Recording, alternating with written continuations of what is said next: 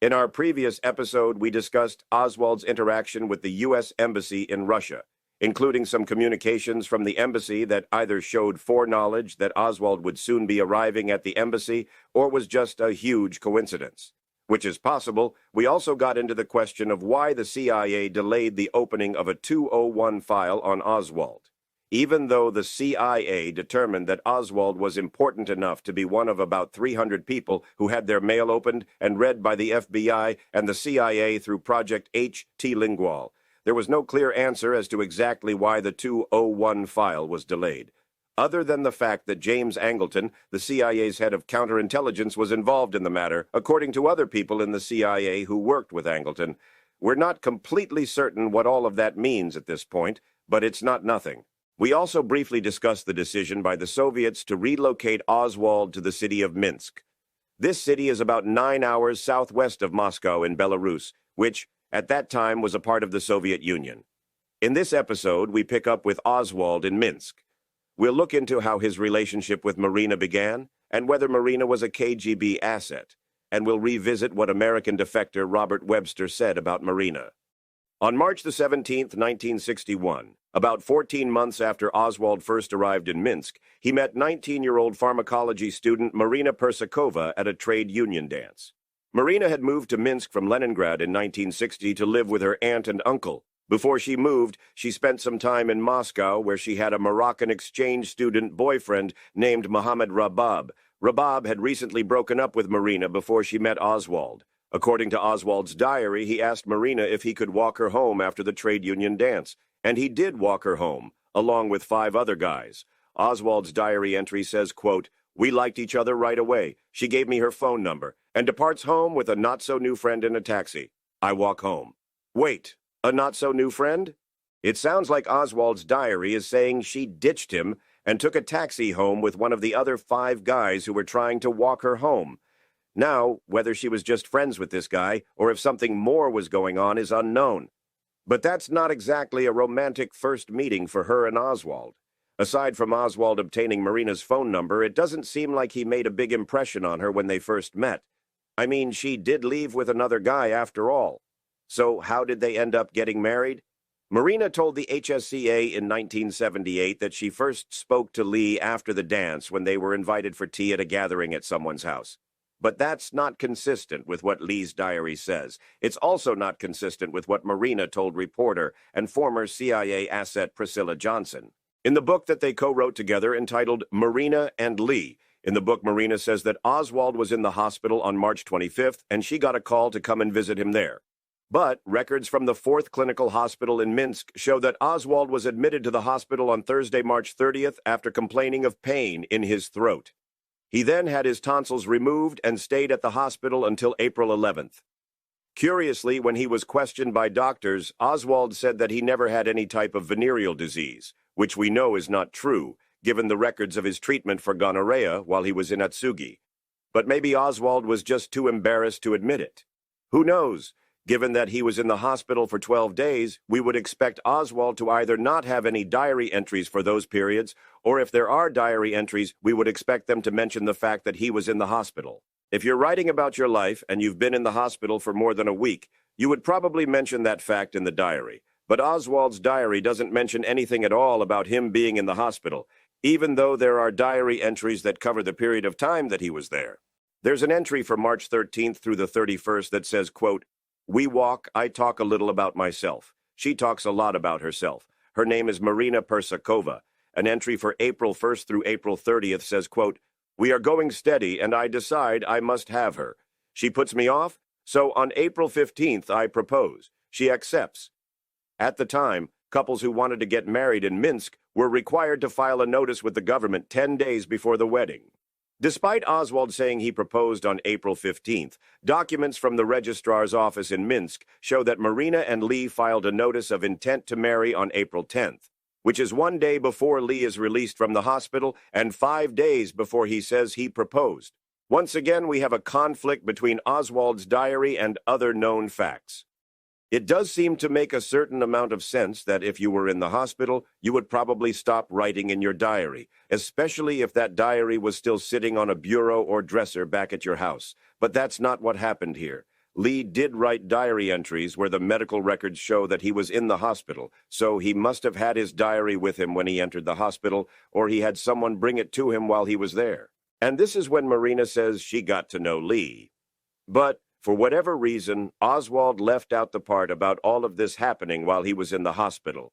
On top of that, Lee would have had to propose to Marina before they filed this notice to Mary on April 10th. But he says he didn't propose until April 15th.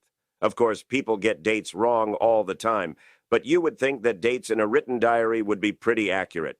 All of these conflicts tend to undercut the credibility of Oswald's diary.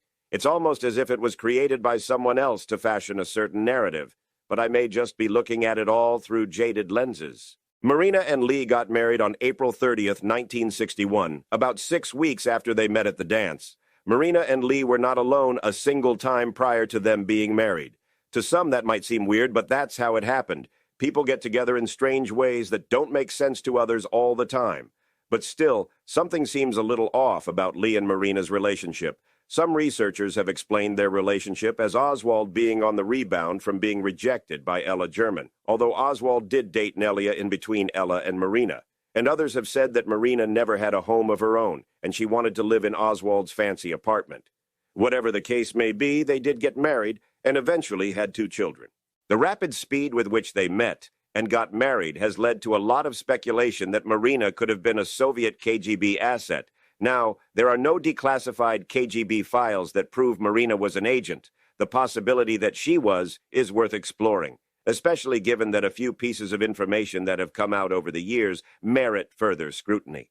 When Marina moved to Minsk, she moved in with her uncle Ila, who was a high-ranking member of the Communist Party and a colonel in the MVD, the Russian Ministry of Internal Affairs. This organization worked closely with the KGB. That doesn't prove that Marina was KGB, but it is a direct connection.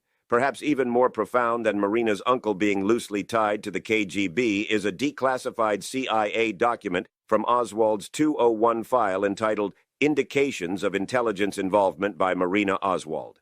In that document, the CIA lists 29 potential reasons to believe that Marina was affiliated with the KGB. Here are just a few of those 29 examples. The mystery of her father could be a cover story to hide her, quote, cover-damaging father. She refused her first job assignment and had no negative consequences. She took vacations and ate out at restaurants without having much money to support herself. Her uncle must have been important since he had a VIP apartment in Minsk. And her surprisingly quick decision to marry an ill-tempered foreigner.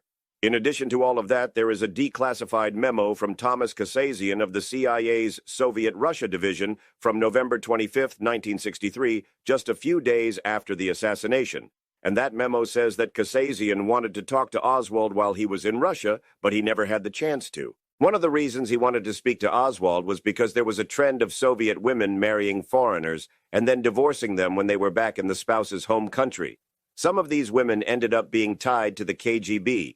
Kasazian said he wanted to warn Oswald about the possibility that Marina could be a KGB honeypot plant, but Kasazian never ended up speaking to Oswald as far as we know. After the assassination, and after Jack Ruby killed Oswald, James H. Martin became Marina's business manager to help her navigate different potential offers for the purchase of her life story rights. Marina told Martin about her life before she met Lee. She said that she once entertained the ambassador of Afghanistan in his hotel room in Leningrad. She later told author Norman Mailer that the Afghan ambassador actually raped her. This begs the question of how Marina got into a position to be entertaining the ambassador of Afghanistan in a hotel room in Leningrad in the first place.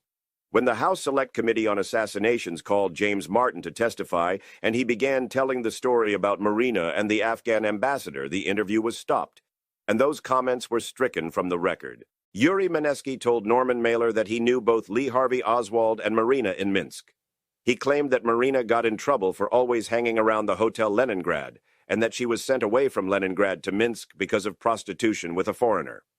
So who was Yuri Mineski? Yuri Mineski is the man that introduced Lee Harvey Oswald to Marina at the trade union dance, according to what Marina herself told the Warren Commission and the FBI.